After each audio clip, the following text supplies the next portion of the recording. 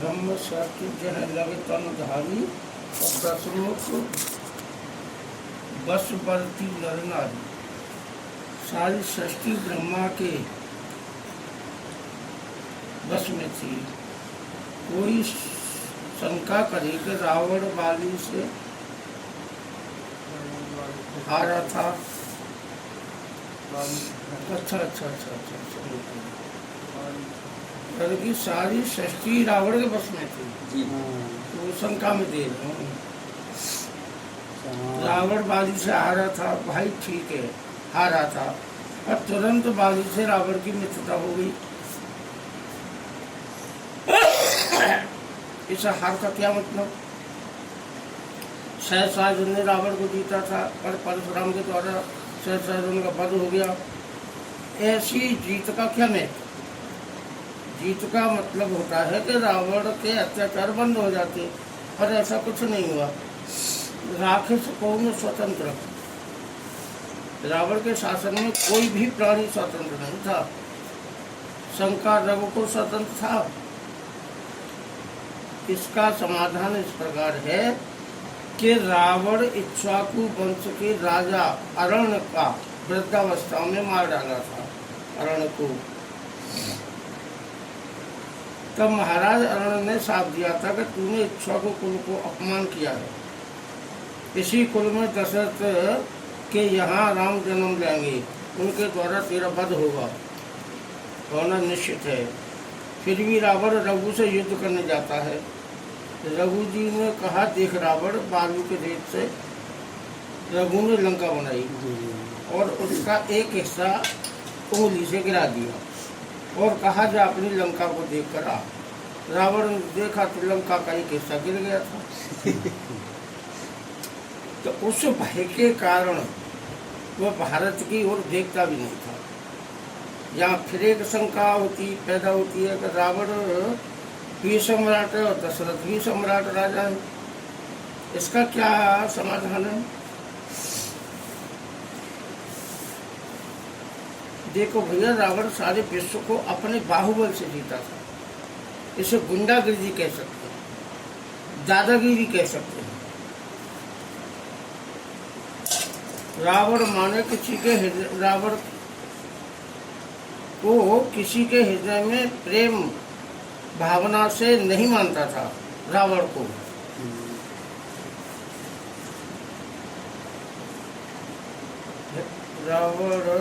किसी के हृदय में प्रेम भावना से, मानवता से विजय प्राप्त नहीं पाई थी। पर रघुकुल के सभी सम्राट राजाओं ने प्रेम से, मानवता से विजय पाई थी। लोक पकड़े प्रीति रुख राखी। सभी लोकपाल, सभी देवता दशरथ से प्रीति रखते थे। नृप सब रहे कृपा अभिलाषी। इसीलिए सभी राजा दशरथ की कृपा दृष्टि के अभिलाषी रहते थे। दशरथ महाराज धर्मात्मा थे, सदैव धर्मों में प्राण रहते थे, धर्म से ही प्रजा का पालन करते थे। सोचिए नृपति जो नीति न जाना, जेह प्रजा प्रिय प्राण समाना। जो राजा राजनीति में निपुण नहीं होता है और राजा अपनी प्रजा को प्राणों के समान प्यारी नहीं समझता है, प्रजा को भेड़ बकरी के समान समझता है, जो प्रजा के प्राण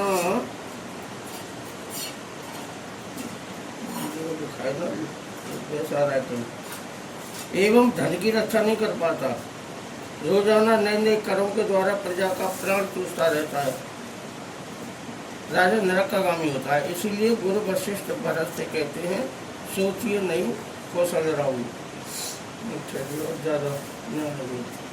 सबके बुरा विनाश कहे मनाए महेश, आप अछत युवराज पद राम नरेश। ये प्रजा है। सारी प्रजा के मन में एक ही अभिलाषा है कि राम को युवराज पद मिले। प्रजा की मान्यता है कि राम के राजा होने से हम सब का कल्याण है। पर पूर्ववासियों ने श्री राम के गुणों का वर्णन करके महाराज से यह बात कही, आप अछत, हम सबके कल्याण हेतु अपने जीते जी शीघ्र से शीघ्र राम को राज्याभिषेक कर दो। आज उनके समान दूसरा कोई सत्पुरुष नहीं है, किंतु प्रजा ऐसा कहते में भयभीत हो रही। कहीं दशरथ यह न समझ लें कि प्रजा हमसे दुखी है, इसलिए सत्ता परिवर्तन चाहती है, इसलिए राम को राजा बनाना चाहती है। कहीं दशरथ ऐसा प्रश्न न कर दें कि मैं तो धर्म पूर्वक राज्य का संचालन कर रहा हूँ, फिर तुम राम को युवराज बनाने के लिए इतना उतारू क्यों हो रहे हो। प्रजा के मन में यह भी संदेह होता है कि महाराज दशरथ कैकेयी राजा से ये प्रतिज्ञाबद्ध हो चुके हैं कि कैकेयी से जो पुत्र उत्पन्न होगा अयोध्या का राजा वही बनेगा, वही होगा। कहीं महाराज हमें भरत का विरोधी न समझ बैठे। प्रजा के मन में यह विचार आया कि महाराज कहीं ऐसा न सोचें क्या प्रजा हमसे दुखी है। इसके उत्तर में प्रजा कहती है, त्रिभुवन तीन काल जगमाहियों भूल भाग दशरथ समनाई। तीनों कालों में महाराज के समान न तो कोई भाग्यवान पुरुष हुआ और न भविष्य में होने की संभावना है। मंगल मूल राम सुत जासु, श्री राम जी समस्त मंगलों के मूल हैं। और जब वही राम महाराज के पुत्र बन गए तब महाराज के सौभाग्य का क्या कहना।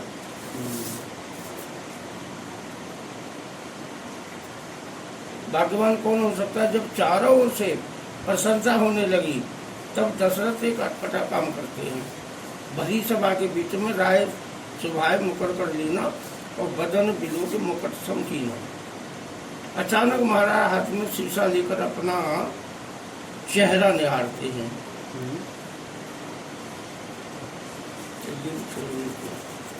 श्रवण समीप महेश सकेशा, मनहु जरठपन असोपदेशा। कान के बाल के पास सफेद हो गए, मतलब सात चुकी हो गई, उनकी कालमा मिट चुकी है। बाल कह रहे हैं कि महाराज चौथापन आ गया, अब तुम अभी भी सिंहासन पर बैठे हो। चतुर व्यक्ति वालों की मूक भाषा भी पहचान लेते हैं। संसारी भोगी पुरुष को तो समझने से भी ज्ञान नहीं, समझाने से भी ज्ञान नहीं होता है।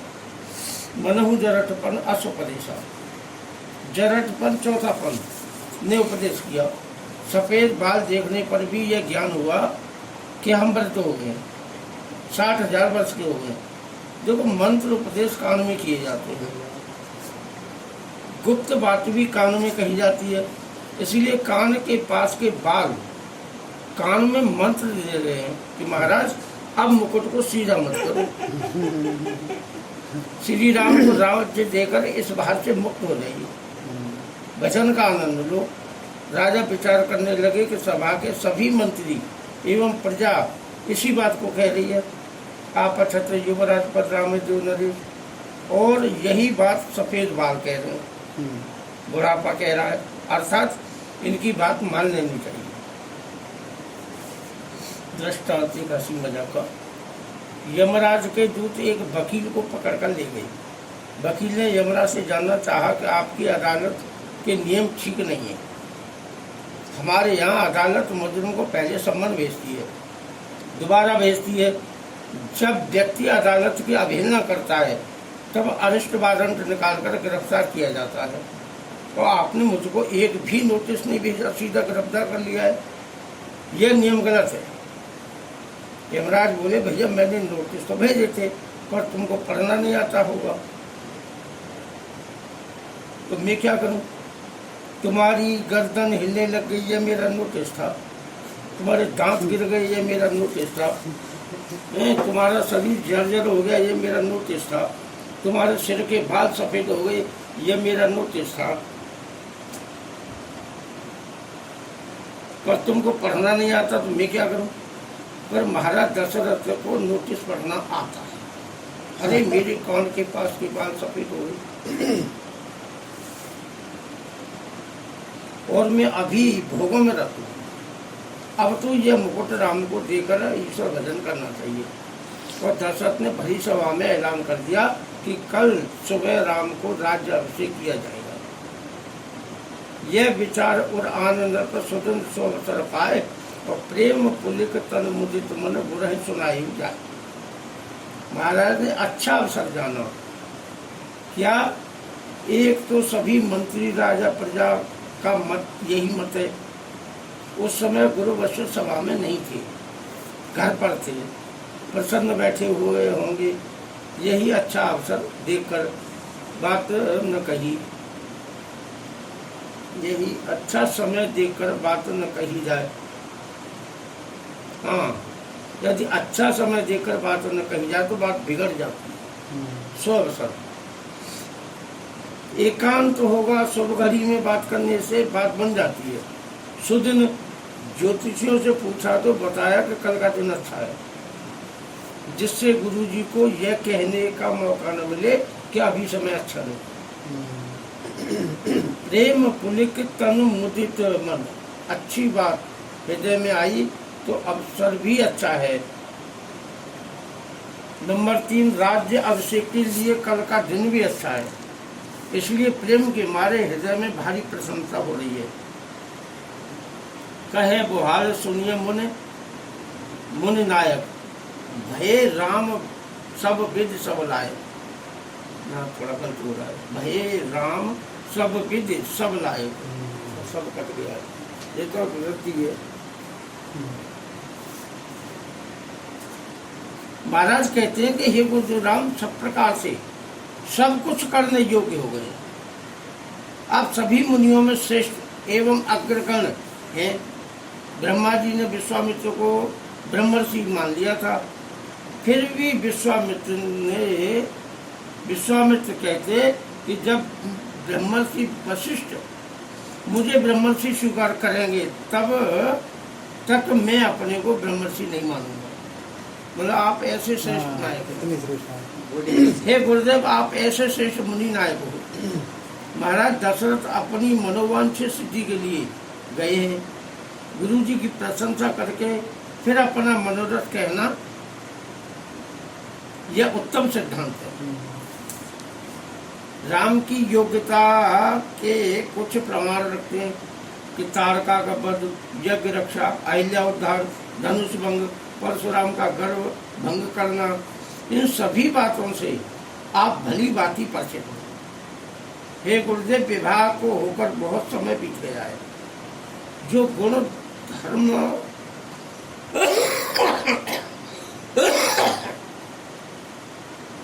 धर्म मुझ में है उनसे कहीं अधिक श्रेष्ठ गुण राम में है। ये पृथ्वी से कहीं अधिक क्षमाशील वाले हैं। बुद्धि में गुरु बृहस्पति से भी आगे हैं। धर्म पूर्वक दंड की व्यवस्था में धर्मराज से भी अधिक है। धैर्य धारण करने में पर्वतों से भी श्रेष्ठ है। इस लोक में राम ही एक सत्पुरुष है। भय राम सब विद सब लायक, यहाँ भी सब छोड़ दिया। विवाह हो जाने के बाद बहुत दिन राजा के हृदय में राम को युवराज बनाने की अभिलाषा हुई। राज्य अभी जाना चाहिए जब राजकुमार सब प्रकार से योग्यता प्राप्त कर दे, राज्य तभी जाना चाहिए। विवाह के समय राम की उम्र 14-15 वर्ष की थी। यह एक कमी थी, सब लायक नहीं थे। अब अवस्था से भी राज्य के लायक हो गए। यह बात दशरथ ने सब अपनी ओर से कही। अब प्रजा की ओर से सब लायक बताना चाहते हैं। सेवक सचिव सकल पुरवासी जे हमारे अर मित्र उदासी। सेवक सचिव और पुरवासी ये तीनों एक ही श्रेणी में आते हैं। मतलब सेवक छोटा होता है, प्रजा जब पुत्र के समान होती है तो भी राजा की दृष्टि से छोटे होते हैं। मित्र वगैरह ये बराबरी के होते हैं। विप्र मुनि ये अपने से बड़े होते हैं। सब प्रकार से सभी गुणों में राम से अत्यंत प्रेम करते हैं ये सभी प्राणी होते हैं। जिससे प्रजा प्रसन्न हो, राजा उसी को बनाना चाहिए। श्री राम का कोई भी शत्रु नहीं है। राम से तो सभी प्रेम करते हैं। अब यहाँ उदाहरण दे रहा हूँ प्रेम का ही, जनक का। ये बात विश्वामित्र महाराज जनक से कह रहे हैं। जनक महाराज ने कहा कि सहज विराग रूप मन मोरा, थकी तो होती जिम चंद्र चकोरा। तो ये अर्थ निकालना चाहिए। उपमा कौन की दे रहे? चकोर की। इससे अर्थ निकालना चाहिए। हे मुनिराज, मेरा मन बालपन से ही स्वाभाविक ही विषयों से विरागी है, कभी विषयों में लिप्त नहीं हुआ, पर आज राम को देखकर इस तरह थकित हो रहा है जैसे चंद्रमा को देखकर चकोर थकित हो जाता है। चकोर पक्षी सबसे विरागी होकर चंद्रमा की छवि को देख करके थकित होता है। मतलब हाथ जाना, थक जाना। जैसे ये तक देख रहे तो वजन आ जाता ना। देखते हाँ। और वह मूर्ख भी है, जनक कह रहे हैं चकोर के लिए। चकोर यह भी नहीं जानता कि चंद्रमा कौन है, किसका पुत्र है। वह केवल उसकी सुंदरता पर रीझ जाता है। चकोर चंद्रमा को देखकर अपनी देह सुध भूल जाता है। चंद्रमा को देखकर चकोर विदेह हो जाता है।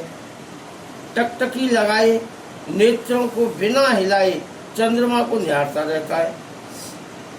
आज वही दशा हमारे मन की हो रही है, जनक जी। इसलिए चंद्रमा चकोर का दृष्टांत दिया है। हम ये भी नहीं जानते कि ये कौन है, किसके पुत्र हैं। हाँ, किसके पुत्र हैं। हम विरागी होते हुए भी आज हमारा मन इनके रूप से हटना भी नहीं चाहता है। आंखें टकटकी लगाए इनके रूप पर ऐसी अटक गई हैं कि वहां से हटना नहीं चाहती। उन्हें देखते ही मेरा मन विरागी इनके रूप पर आसक्त हो गया है। विरागी मन मेरे मन में ये जबरन ब्रह्म सुख को छोड़ दिया है। मेरे मन ने ताते प्रभु पूछो सत्य भाऊ कहो नाथ जन करो दुराऊ। इन्हें देखकर मुझे संदेह हो रहा है, किसी निर्णय पर नहीं पहुंच पा रहा हूँ। इसलिए मैं सच्चे मन से सत्य भाव से जिज्ञासु बनकर पूछ रहा हूँ। विश्वामित्र उत्तर देते हैं, ये प्रिय सब ही जहां लगे प्राणी। आगे की चौपाई ना लिखी। विश्वामित्र जी कहते हैं कि हे रानंद, ये केवल तुम्ही को प्रिय नहीं लग रही, ये तो सभी को प्रिय लगते हैं। संसार में जितने प्राणधारी जीव हैं ये उन सबके प्राण हैं और प्राण सबको प्रिय लगते हैं। हे राजन, इनको देखकर जो दशा आपकी हो रही है वही दशा सब प्राणियों की होती है। जैसे आपका मन ब्रह्म सुख को छोड़कर इनके रूप पर आसक्त हो रहा है, इसका कारण है कि निर्गुण ब्रह्म का सुख सामान्य होता है और सगुण ब्रह्म का सुख विशेष होता है। इसलिए आप इन्हें देख करके अति सुख अति आनंद में मगन हो रहे हैं। इसी प्रकार सभी प्राणियों का मन विषयों को छोड़कर इनके रूप पर मगन हो जाता है। जब समुद्र पर